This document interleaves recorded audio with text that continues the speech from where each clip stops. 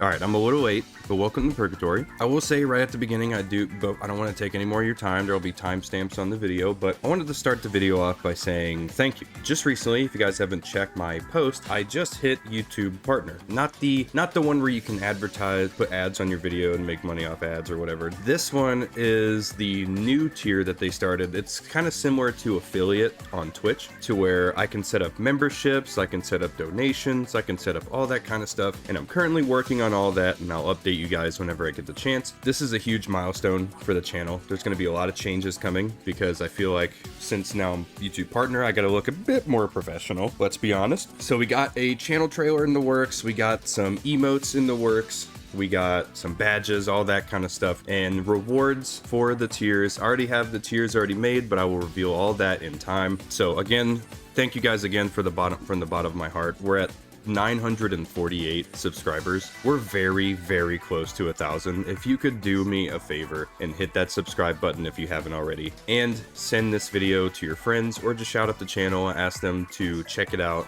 and subscribe if they enjoy the content. It's a huge milestones like these really keep me going, and trying to find the words for any of this has been hard, to be honest. The only thing I can say is thank you.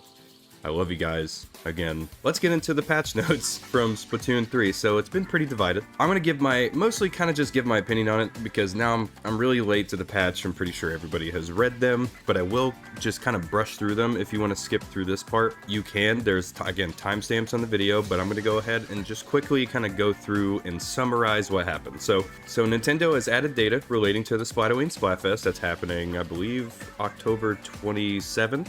I think that's the weekend that Halloween is happening. They changed Mahi Mahi Resort on all modes, so we will be doing map walkthroughs on that, so stay tuned again. So the L3 and H3 nozzle nose and the Gloogadoolies all got a fall off damage buff. Pretty much, it just made it more gradual, so now the damage won't fall off nearly as much. And to people that don't know, fall off damage is really just when your weapon hits that max range and the paint that falls to the ground at the end, that does reduce damage. That's the fall off. So Nintendo made it more consistent and more gradual. So you'll do more damage later in the shots drop off. So if you're really at a high altitude and you really need to do some drop off shots, that damage is increased. Vanilla Shot Jr. and the Custom Shot Jr. all got a firing movement speed buff. S-Blast 92 got an ink consumption buff along with an intensify action buff. So all of the Carbon and Splat rollers got a horizontal swing max damage buff. Paintbrush got an ink recovery buff and a range damage buff. Both of the mini Splatlings got an ink consumption buff. The Hydra Splatling got a charging movement speed buff and a firing duration buff. The only sub to get changes is the Curling Bomb, and that is the ink consumption buff. It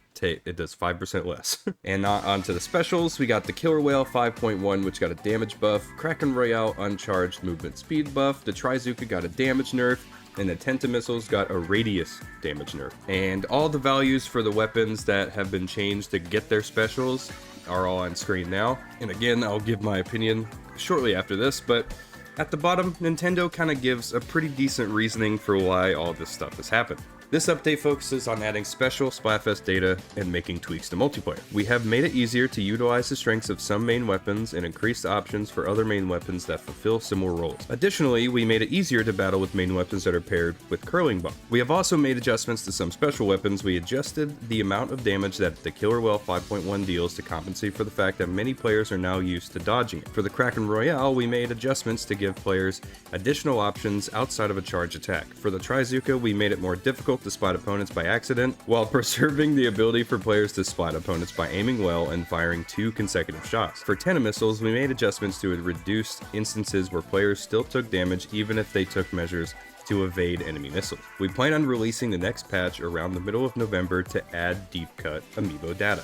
So if you guys don't know, deep cut amiibos are coming very soon. I think they come out in November. I'm going to try to pick them up and get some videos out for you guys, because those will, I assume those will come with exclusive gear. So we'll see. But that's really it for the patch. The biggest thing that highlights for me is the Mahi Mahi Resort changes. The balances are cool. Again, Mahi Mahi, I'm a huge fan of maps. I love map design. I love level design, environment design, all that stuff. So seeing changes or new stages, all that stuff interests me. So again, looking forward forward to that. That's the highlight for me. And once again, we will be doing a walkthrough video on all those maps. Now, when it comes to the balance, I've seen a lot of feedback, lightly, about how the splatter shot, the regular splatter shot, didn't get a nerf at all, when technically it did. It got a Trizuka nerf, and that's really kind of all that it got. And I've seen that it has been kind of an issue in the meta, but really, I think it's another patch being overhated.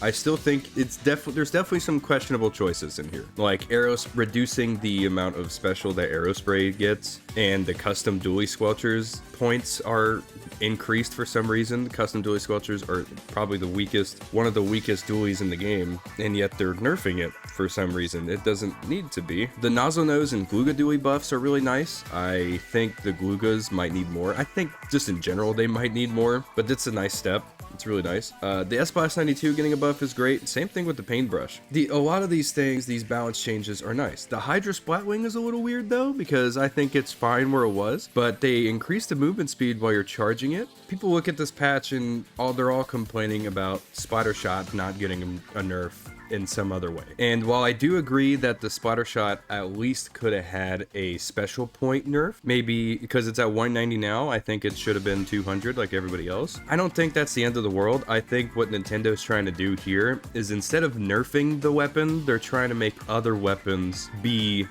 balanced and nearly as good as the Splatter Shot. I think what they're doing is better because they're trying to bring everything up rather than bring one thing down. I think they're trying to make things feel better to use, and just nerfing Splatter Shot just won't really do much. At least I don't think it'll have much of an impact at all. I don't think them nerfing it, unless they nerf it into the ground where it's literally useless. Again, it's Splatter Shot's one of the easiest weapons to use in the game, and you can't tell me otherwise.